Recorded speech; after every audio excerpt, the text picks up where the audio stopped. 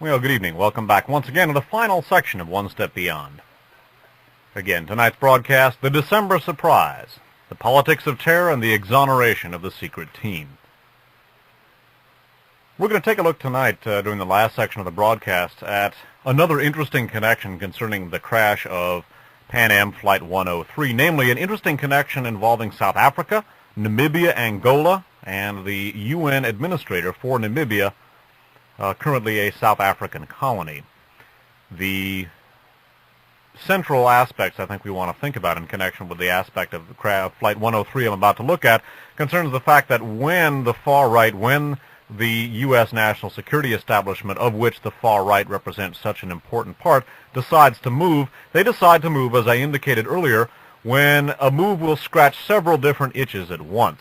In addition, I think the information that we're about to look at, this African connection, or South African connection, to the crash of PanAm Flight 103, indicates the probability that this crime, this terrorist incident, came from the far right. In other words, from some of the Third Reich alumni to be found within the more reactionary elements of the U.S. national security establishment, specifically some of the world anti-communist linked elements that figured so prominently in the Iran-Contra scandal, and that in turn have cropped up in connection with Nazi-linked and Palestinian terrorism over the course of the last 30 or 40 years.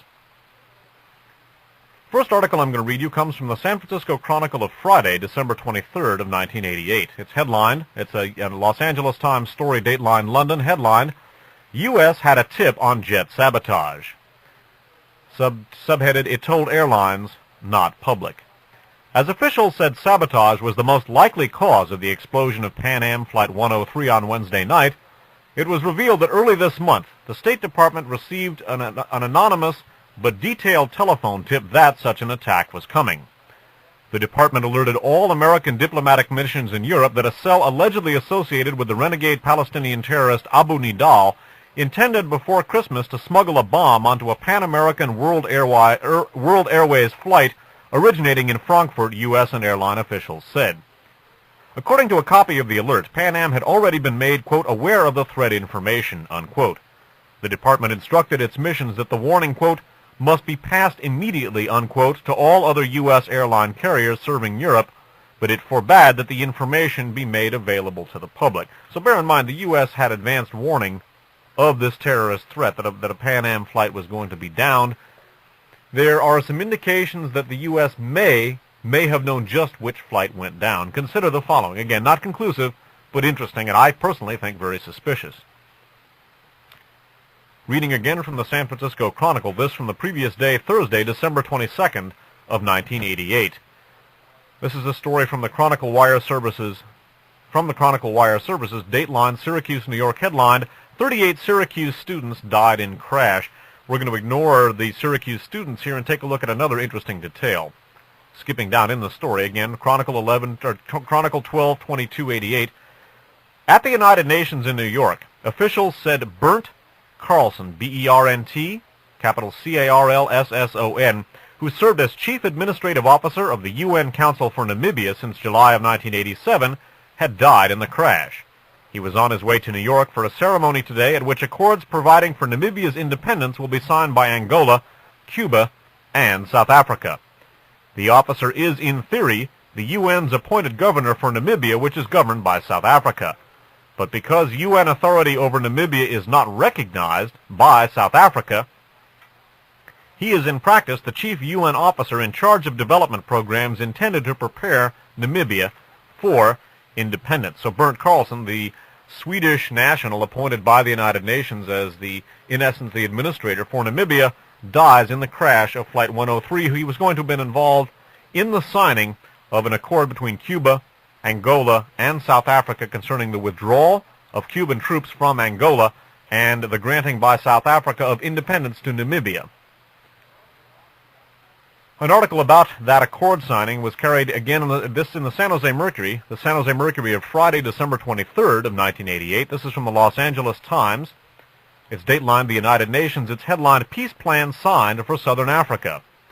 Amid a strong undercurrent of threats and barely concealed mistrust, Representatives of Angola, Cuba, and South Africa signed agreements Thursday intended to end the 13-year Cuban military intervention in Angola and bring about the independence of Namibia.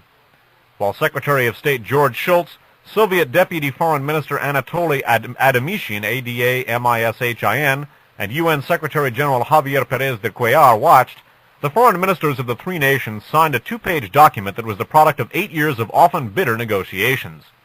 Under the agreement, Namibia would achieve total independence of South Africa by April 1st, 1990. Skipping down on the story, the celebratory nature of the signing ceremony was marred by the death of Bernd Carlson, the UN administrator of Namibia, who was killed Wednesday in the crash of a PanAm jet. And there's an interesting quote here. By signing this agreement, we have decided not to shoot it out. We have decided to talk. That by R.F. Pik Botha, B-O-T-H-A, the South African foreign minister who signed the agreement on behalf of South Africa. An interesting detail. Now remember that the UN administrator for Namibia, Bernd Carlson, is killed in the crash. Incidentally, would not covered here, but he was on his way to, among other things, the Bay Area, where he was scheduled for a speaking tour. Make of that what you will. An interesting detail concerning Flight 103 was carried in the San Francisco Chronicle of Thursday, December 22nd of 1988. Now, bear in mind, the U.S. has received a tip but didn't tell most people about it. This is an article from the Chronicle Wire Services. It's Dateline London, headlined, PanAm Jet Crash Kills 273. A Pan-American World... Well, I won't read you the introductory paragraph. Skipping down in the article, a South African embassy spokesman in London said that South African Foreign Minister Roloff Pik Botha had been scheduled to take the flight to attend talks at the United Nations on Namibia, but decided 2 or 3 days ago to take an earlier one. Once again, Chronicle 12/22/88, lead story. A South African embassy spokesman in London said that South African Foreign Minister Roloff Pik Botha had been scheduled to take the flight to attend talks at the United Nations on Namibia, but decided 2 or 3 days ago to take an earlier one. Well, again, one can't draw any conclusions from that, but it's interesting. Somebody, certainly for some reason, Roloff Pik Botha decided to take a different flight. It's too bad for Bernd Carlson he didn't do the same thing.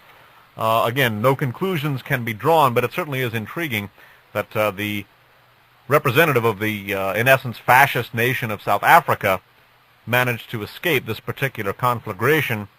The UN administrator from Sweden did not. One wonders perhaps what might have prompted Roloff Pik Botha to take an earlier flight, whereas the other person who was supposed to have been present at the signing of the Namibia Accord was not there.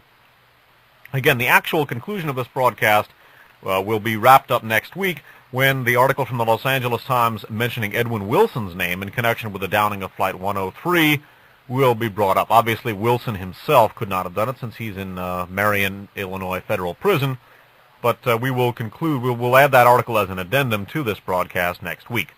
Now we're going to take a couple of minutes and review what we've looked at, because this has been a very complicated, I realize, and at least for me, and I suspect for you also, an exhausting broadcast. We began by taking a look at the December 2nd, 1988 New York Times revelations concerning the bust of Pizza Connection 4, as we choose to call it, a drug smuggling bust which touches on many, many different aspects of the Iran-Contra scandal. We then took a look at a San Francisco Examiner story indicating that this bust involved the same cocaine for heroin switch, which appears to have figured prominently in Pizza Connection 3 in March of 1988 of this year. We then took a look at an article dealing with the crash of a plane killing former Israeli counter-terrorist advisor and Oliver North collaborator Amiram Nir. This appeared in the press the same day as the article about the bust of Pizza Connection 4.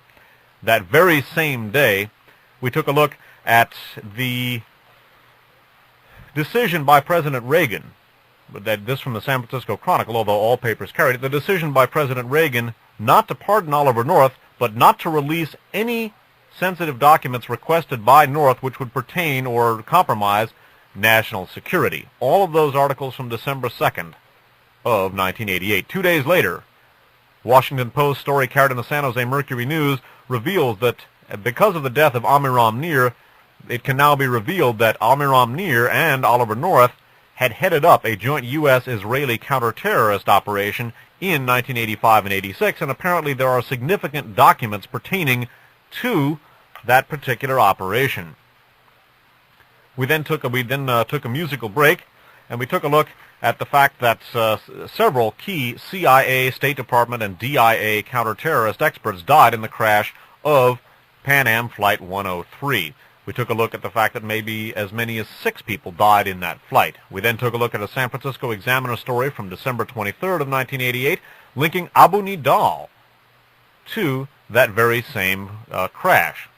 Abu Nidal then surfaces 5 days later in Beirut, Lebanon, according to a report in the San Jose Mercury News. Abu Nidal linked to, among others, the very same terrorist incidents in 1985 and 86 that Oliver North and Amiram Nir were supposedly working against, although perhaps, according to one of our working hypotheses, Oliver North at least was working with those very same terrorists to create provocations.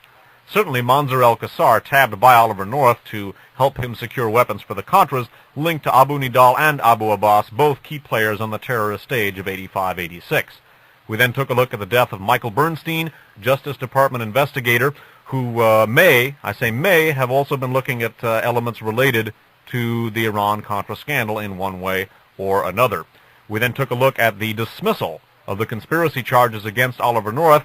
As I hypothesized, perhaps the bust of Pizza Connection 4, plus the deaths of the CIA, State Department, and DIA counter-terrorist experts, in addition to the death of Amiram Nir, may have helped freeze some linebackers, so to speak, using that football metaphor.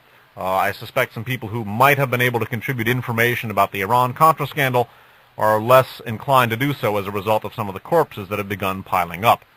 I think it can be said for sure that any documents pertaining to terrorists such as Abu Abbas, Abu Nidal, Mansour al-Qassar, any of the many bases touched by Amiram Nir and Oliver North in their Israeli-U.S. counter-terrorist operations of 85 of 86 would have been deemed far too sensitive to be released to the Oliver North defense team. Certainly the El Iria situation, the Mansour al-Qassar situation, would have been among the many aspects of the investigation into the crash of Flight 103 that would have intersected with the Oliver North situation, with the Iran-Contra scandal. And certainly any documents pertaining to U.S. counterterrorism would have been deemed far too sensitive for release under the circumstances of Flight 103. When that Abu Nidal connection was surfaced, from that point, from a practical standpoint, anyone could have forgotten about the possible release of these documents to the Oliver North defense team, thereby mandating the dismissal of the conspiracy charges. We also took a look at the fact that at virtually that same time, charges were dismissed against some people, including Adnan Khashoggi associates, people like Cyrus Hashemi, for arms smuggling, apparently in connection with the Iran-Contra scandal. We then took a look at an article which we are going to include in the archives next week. We referred to an article in the Los Angeles Times mentioning the name of Edwin Wilson in connection with the downing of Flight 103. The Triple Wilson team, of course, front and center in the investigation into the Iran-Contra scandal. And we took a look at Muammar Gaddafi, according to many accounts, the current protege of Abu Nidal, and the recent military action against Gaddafi's air forces off the coast of Libya. Again, one wonders to what extent the downing of Flight 103 served to justify that in the minds of the American public. We took a look at the fact that the U.S. had considerable advance warning of the impending terrorist attack, at least according to the accounts that have been made public. We took a look at the fact that Bernd Carlson, the Swedish national appointed by the UN as the overseer and the administrator for Namibia, was killed in that crash on his way to sign the Namibian Accord with South Africa and Angola and Cuba. However, Rolof Pick-Botha, the South African foreign minister who was there to have signed it with him, was scheduled to take the same flight but took an earlier one. Not conclusive, but indicative of perhaps the fact that the same World Anti-Communist League, Galen, Nazi-connected elements of our national security establishment and of the international reaction community, that those same elements may have been behind the crash of Flight 103 and not Palestinian terrorists as such, or at least PLO-linked elements. Because again, I think the lay of the land with regard to the crash of Flight 103 suggests that it was the far right, and in particular elements of the American far right, some of the Wackel and Galen-related elements that benefited the most. And again, I think once Flight 103 went down, the release of any of these sensitive documents was precluded, and I think certainly not only the judgment of the national security establishment, also popular opinion, would have sided with the Reagan administration to withhold any documents concerning counter-terrorist activities. And again, the CIA media asset, the Washington Post, surfaced the existence of just such documents 2 days after the crash of Amiram Nir. I think, indeed, quite a few linebackers were frozen by this scenario. Next week, we will conclude with the inclusion of the LA Times article. Now, all of the archive shows featured on, all of the archive shows alluded to on these broadcasts, as well as the program that I've just put into the archives this evening. And again, it's going to be called The December Surprise, The Politics of Terror and the Exoneration of the Secret Team. All of the archive shows are on permanent file with a tape duplication service. The name of that duplication service is Archives on Audio. That's Archives on Audio, P.O. Box 170023, Box 170023. That's in San Francisco, zip code 94117-0023, 94117-0023. The phone number is area code 415-346-1840, 415-346-1840. Write or phone to the attention of Paul. And again, neither myself nor the station makes money off of this arrangement. That's Archives on Audio, Box 170023, San Francisco, California, 94117-0023. 415-346-1840. My name is Dave Emery. Thanks so much for listening. Good night. Take care of yourselves. And again, I hope the information tonight has been made clear enough. I realize it's a complicated thesis that I've been presenting, a complicated working hypothesis. Elements of it are certainly speculative, and I'd be the first to admit it, as I like to say, food for thought and grounds for further research. But I think the fact that Flight 103's crash would have precluded the release of the North counter-terrorist documents, I think can be put in the bank. As I say, the December surprise, the politics of terror, and the exoneration of the secret team. My name's Dave Emery. Thanks for listening. Well, welcome to the prepared portion of One Step Beyond. This evening I'm going to complete the December surprise, as I titled this program last week. The first part of tonight's prepared portion, in fact, perhaps all of tonight's prepared portion, is going to go into the archives along with last week's broadcast, and the title, for those of you who either are listening in your car or for some reason have not been able to tape the program, the title, at Archives on Audio, is The December Surprise, The Politics of Terror and the Exoneration of the Secret Team. The term secret team, by the way, refers to what the Christic Institute, a public interest law firm that has filed a suit against many of the key players in the Iran-Contra scandal. That is what they term this group of people, this group of veteran intelligencers who have been involved in many, I would say most, of the major intelligence scams over the last quarter century or so. The term, by the way, was borrowed from Colonel L. Fletcher Prouty, former Air Force focal point officer, who used the term secret team as the title for his landmark book about the U.S. intelligence agencies in calendar year 1969. I'm going to give you a rundown now of what we're going to listen to. We're going to begin with a column from the San Francisco Examiner by Mary McGrory, a nationally syndicated columnist, in which she ruminates about the significance of Bob Woodward of the Washington Post's disclosure that the late Amiram Nir, an Israeli counterterrorism expert, and Oliver North had cooperated on joint U.S.-Israeli counter-terror operations in calendar years 1985 and 6. Most of what could be subsumed under the Iran-Contra scandal, or most of the aspects of the Iran-Contra scandal, I should say, could be subsumed under the name counterterrorism, and no doubt have been. We're going to take a look at Mary McGrory's speculation concerning the significance of Bob Woodward's disclosure. We hinted at that significance last week. In fact, I stated very repeatedly that disclosure revealed the existence, in all probability, of documents, very important documents concerning the United States and Israel's cooperation, perhaps in opposing terrorism, or, as I indicated, in all probability causing terrorism, or at the very least permitting it for strategic reasons. We're going to talk about that, and we're going to talk about one of the most fascinating connections from the Iran-Contra scandal, one which emerged in the New York Times the day before I did last week's broadcast. However, because of the fact that I frequently get behind in my newspaper reading due to the number of papers that I have to read, I didn't read about this till after last week's broadcast. Indeed, the papers concerning the Danish ship Eria, E-R-R-I-A, and the weapons shipped aboard it were indeed some of the key documents that were being requested by Oliver North and that were denied by President Reagan, and that served as the excuse, at least partial excuse, for the dismissal of charges against Oliver North, or some of the charges against Oliver North this past week. We're going to take a look at that next. Following that, we're going to take a look at an interesting article from the Los Angeles Times in late December of 1988, which mentions the name of Edwin Wilson in connection with the bombing of PanAm Flight 103 that scattered the remains of some 258 people all over the town of Lockerbie, Scotland, and killed several townspeople as well. Edwin Wilson's name has been mentioned in connection with the apparent barometric fuse device that was believed by counter-terrorist experts to have set off the bomb that destroyed PanAm Flight 103.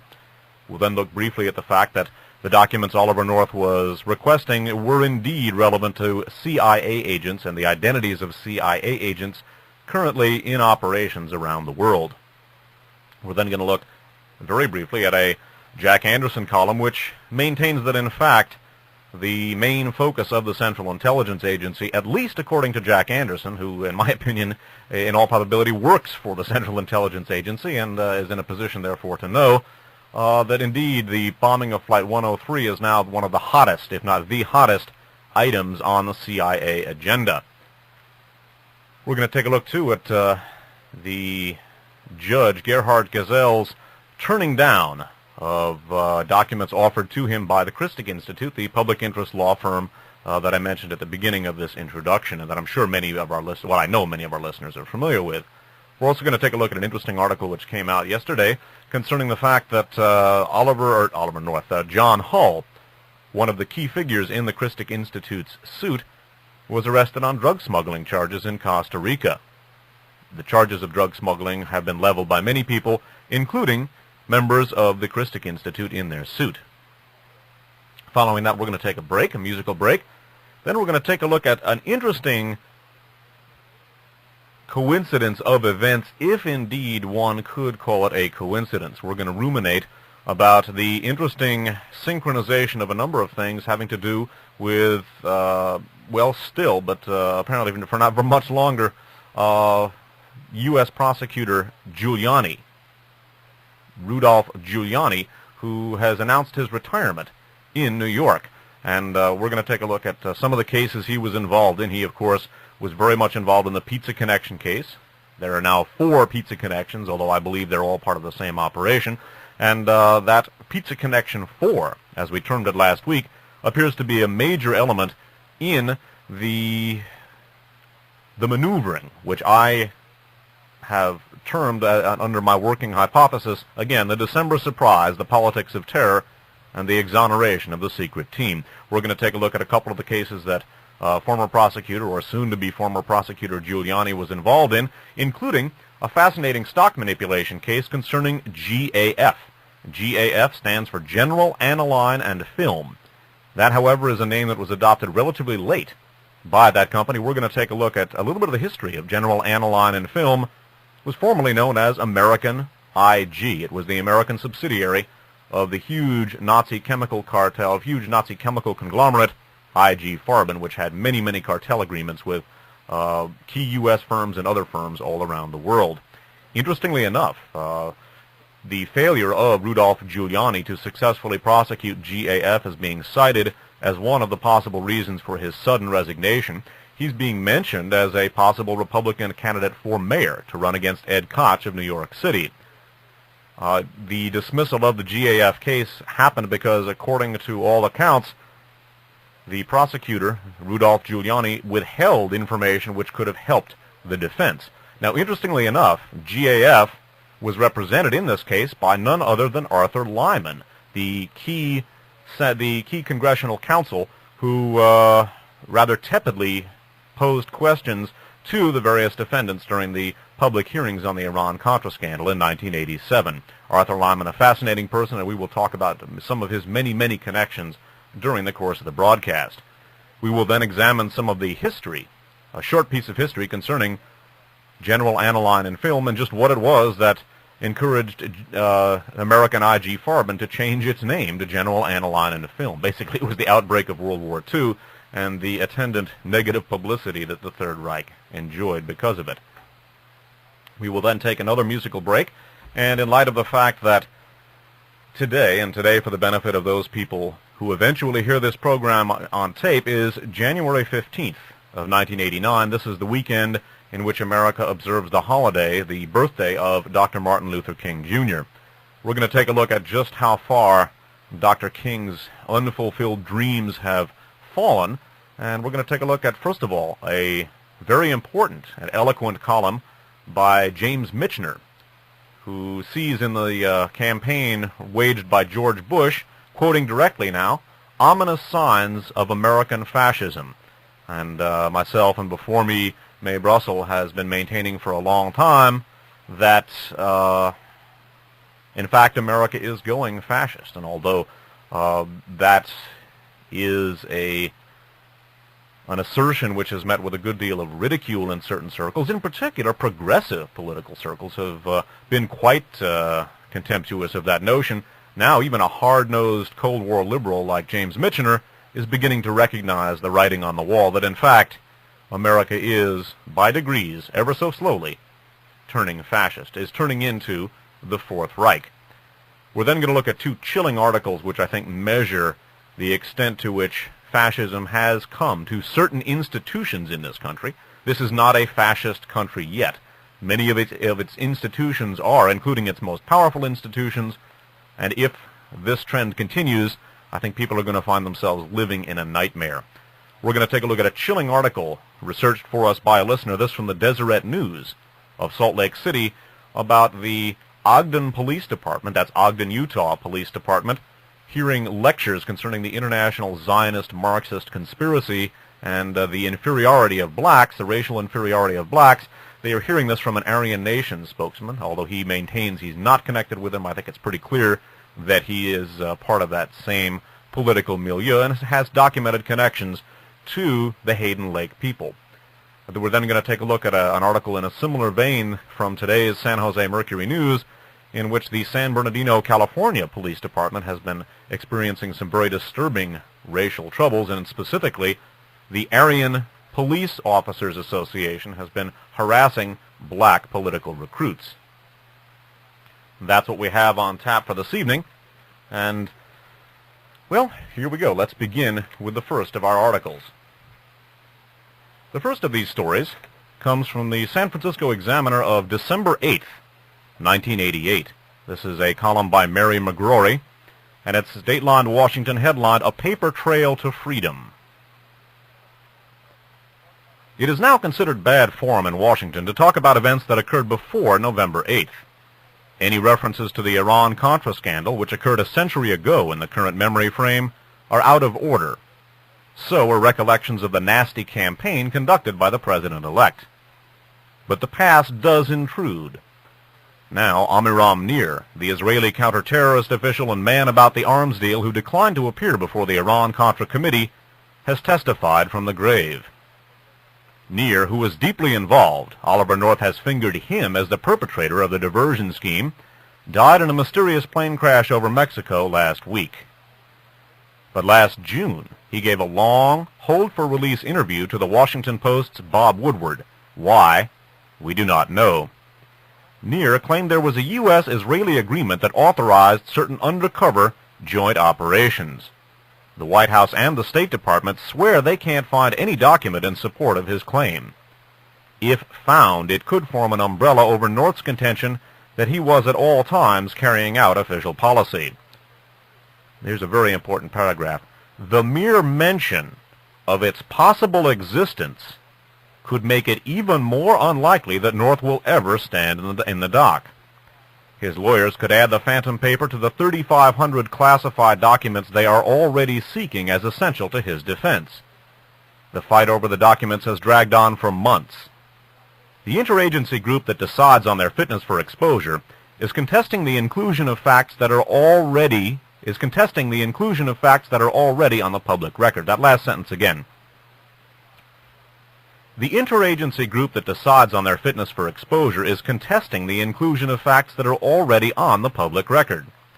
The judge in the case, the redoubtable Gerhard Gesell, a pillar of rectitude and legal correctness, is operating under the assumption that the President of the United States is anxious to see that justice is done in the case of a former subordinate whom he regards as, quote, a national hero, unquote.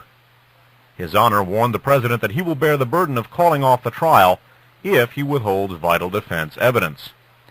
Reagan promptly and even proudly responded that he could not possibly authorize the release of documents that would reveal state secrets.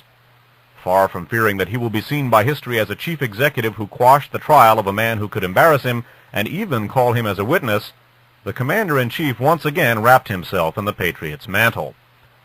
It's the perfect way out. It would relieve Reagan of the tedium of pardoning North. It would also excuse George Bush from the same dilemma. Thus, there would be no blot on Reagan's exit as a world peacemaker and Bush's entrance as a domestic healer. And the country would be spared the spectacle of a Marine who now gets $25,000 per lecture doing time.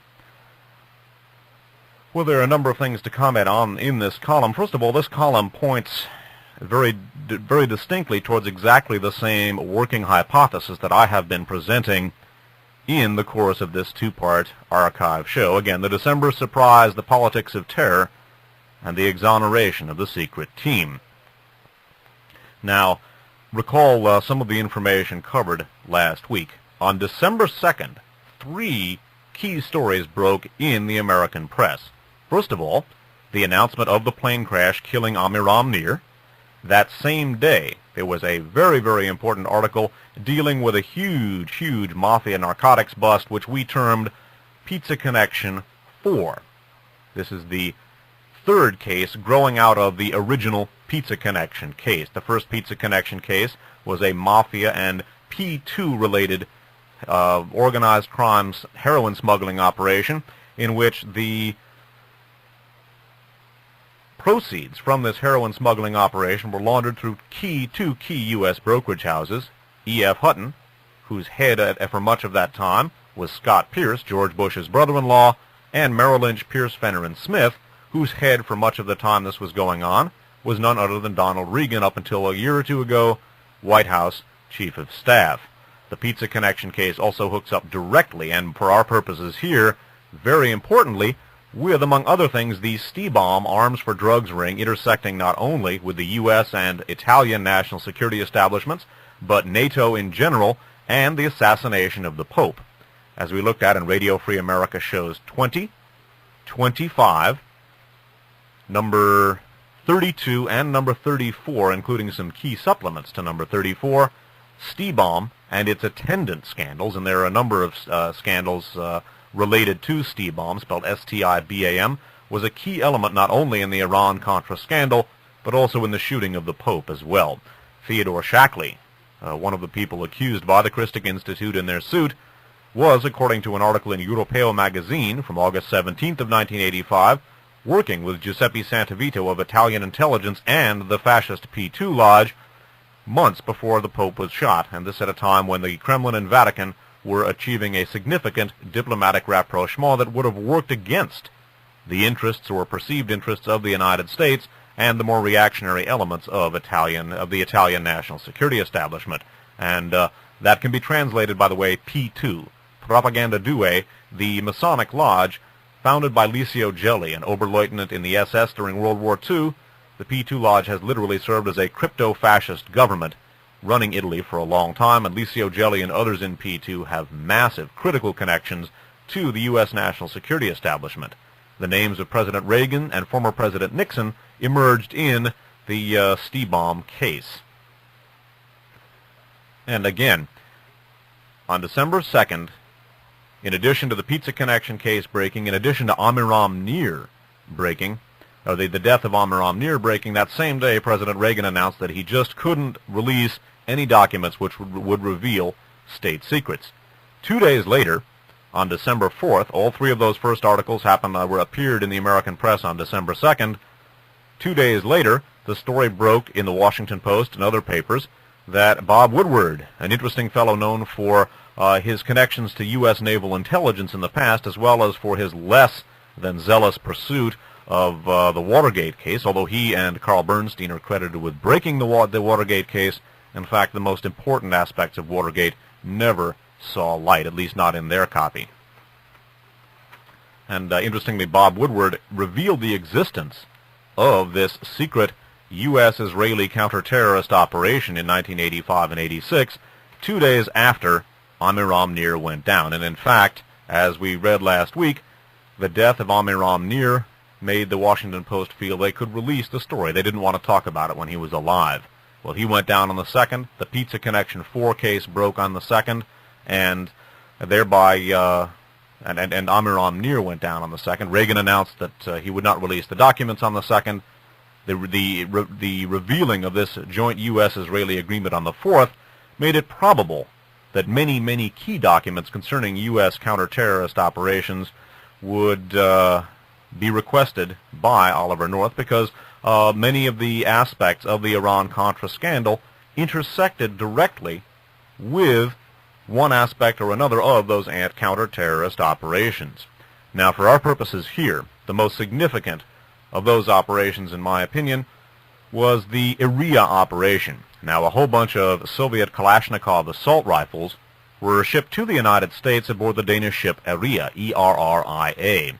Now, the most fascinating aspect of this, in my opinion, and the most significant, in my opinion, is the fact that the major weapons broker, or one of them, at the European end, or actually Middle Eastern end, was a fellow named Manzur el-Qassar, described in the popular press as not only a drug dealer, but also an arms supplier and terrorist associated with, and this is very important, not only Abu Abbas, a radical Palestinian affiliated not only with neo-Nazi elements, but connected with such terrorist incidents in 1985 and 86 as the Achille Lauro hijacking, in which an American Jew, and a disabled American Jew at that, Leon Klinghoffer, was thrown overboard. I'm sure many people remember that particular incident.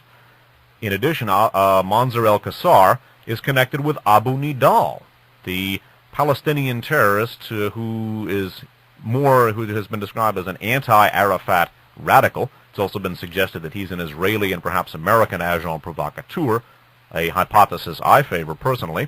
And it should be noted here that both Abu Nidal and Abu Abbas were key players on the international terrorist stage during calendar years 1985 and 86. It should also be noted that the Iria deal was brokered at part of the European end was handled by a company called Merex.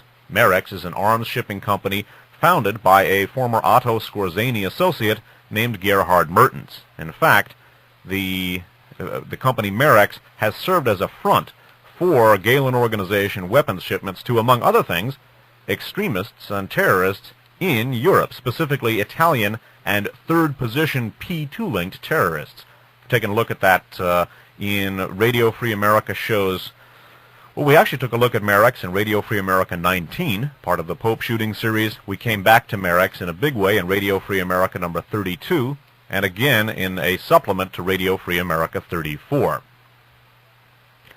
Otto Skorzeny, of course, Hitler's commando chief during World War II, a fellow who jumped to the CIA along with Reinhard Gehlen, Hitler's intelligence chief for the Eastern Front during World War II, who jumped to the CIA with, for all practical purposes, his entire organization.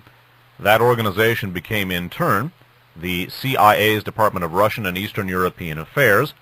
Then it became, for all practical purposes, the NATO intelligence organization. And finally, it became the BND, the Bundesnachrichtendienst, the West German intelligence service, which it is to this day, with the former junior members, the guys who were 23 and 24 at the end of World War II, who still had many, many years, or still had a lot of combat experience due to the depletion of German manpower near the end of the war.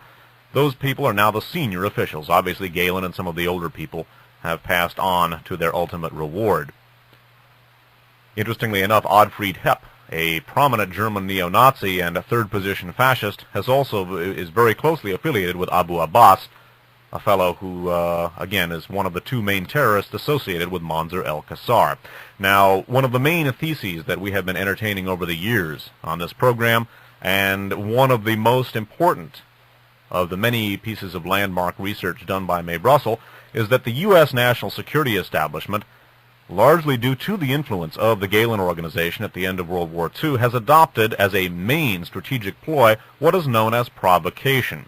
Provocation is when you set up a terrorist incident or an incident to be blamed on one's opponent. This serves to not only discredit the opponent, but frequently to serve as a pretext for action. We've taken a look at that in a number of archive shows. Mae Brussell developed that in her landmark article in The Realist in 1974, The SLA as the CIA. May, in studying the machinations of the Reagan gubernatorial administration here in California, had correctly deduced that the terrorist incidents and the many California violences, as she called them, the SLA, the Manson family, the People's Temple, the Zebra Killer, the Zodiac Killer, etc., that many of these things were in fact being set up by the government in order to justify the establishment of police state and fascist tactics, specifically a denial of civil liberties. When the Reagan administration, when Reagan moved to Washington, that same scenario, the scenario of provocation used by the Third Reich at the Reichstag fire to obtain dictatorial powers, used by the Third Reich at the Gleiwitz border station with Poland to justify their invasion of Poland, and many, many other provocations figured prominently in the history of the Third Reich. That tactic has been employed in a big way by the United States. We're now going to turn over this cassette tape. Those of you who are listening by tape will hear the rest of this program on the other side.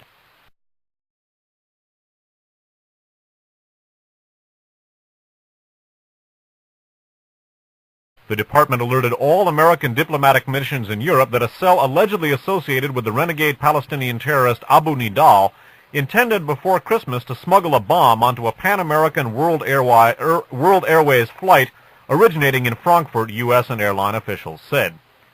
According to a copy of the alert, PanAm had already been made, quote, aware of the threat information, unquote.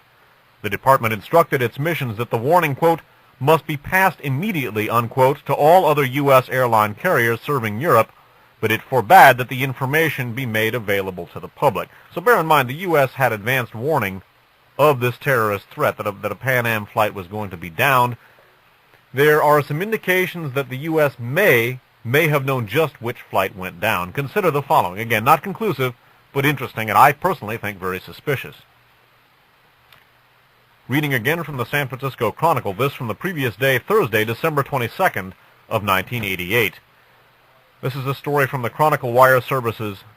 They indicates the probability that this crime, this terrorist incident, came from the far right. In other words, from some of the Third Reich alumni to be found within the more reactionary elements of the U.S. national security establishment, specifically some of the world anti-communist linked elements that figured so prominently in the Iran-Contra scandal, and that in turn have cropped up in connection with Nazi-linked and Palestinian terrorism over the course of the last 30 or 40 years. First article I'm going to read you comes from the San Francisco Chronicle of Friday, December 23rd of 1988. It's headlined, it's a Los Angeles Times story, Dateline London, headlined, U.S. had a tip on jet sabotage. Subheaded, it told airlines, not public. As officials said sabotage was the most likely cause of the explosion of PanAm Flight 103 on Wednesday night, it was revealed that early this month, the State Department received an anonymous but detailed telephone tip that such an attack was coming. Dateline Syracuse, New York headlined, 38 Syracuse students died in crash. We're going to ignore the Syracuse students here and take a look at another interesting detail. Skipping down in the story again, Chronicle 12/22/88. At the United Nations in New York, officials said Bernd Carlson, B-E-R-N-T, capital C-A-R-L-S-S-O-N, who served as Chief Administrative Officer of the UN Council for Namibia since July of 1987, had died in the crash. He was on his way to New York for a ceremony today at which accords providing for Namibia's independence will be signed by Angola, Cuba, and South Africa. The officer is, in theory, the UN's appointed governor for Namibia, which is governed by South Africa. but because UN authority over Namibia is not recognized by South Africa, he is in practice the chief UN officer in charge of development programs intended to prepare Namibia for independence. So Bernd Carlson, the Swedish national appointed by the United Nations as in essence, the administrator for Namibia, dies in the crash of Flight 103. He was going to have been involved in the signing of an accord between Cuba, Angola, and South Africa concerning the withdrawal of Cuban troops from Angola and the granting by South Africa of independence to Namibia. An article about that accord signing was carried again in the San Jose Mercury, the San Jose Mercury of Friday, December 23rd of 1988. This is from the Los Angeles Times. It's datelined the United Nations. It's headlined, Peace Plan Signed for Southern Africa. Amid a strong undercurrent of threats and barely concealed mistrust, representatives of Angola, Cuba, and South Africa signed agreements Thursday intended to end the 13-year Cuban military intervention in Angola and bring about the independence of Namibia. While Secretary of State George Shultz, Soviet Deputy Foreign Minister Anatoly Adamishin, Adamishin, and UN Secretary General Javier Perez de Cuellar watched, the foreign ministers of the three nations signed a two-page document that was the product of 8 years of often bitter negotiations. Well, good evening. Welcome back once again to the final section of One Step Beyond. Again, tonight's broadcast, the December surprise, the politics of terror and the exoneration of the secret team. We're going to take a look tonight, during the last section of the broadcast, at another interesting connection concerning the crash of PanAm Flight 103, namely an interesting connection involving South Africa, Namibia, Angola, and the UN administrator for Namibia, currently a South African colony. The central aspects I think we want to think about in connection with the aspect of the Flight 103 I'm about to look at concerns the fact that when the far right, when the U.S. national security establishment, of which the far right represents such an important part, decides to move, they decide to move, as I indicated earlier, when a move will scratch several different itches at once. In addition, I think the information that we're about to look at, this African connection or South African connection to the crash of PanAm Flight 103,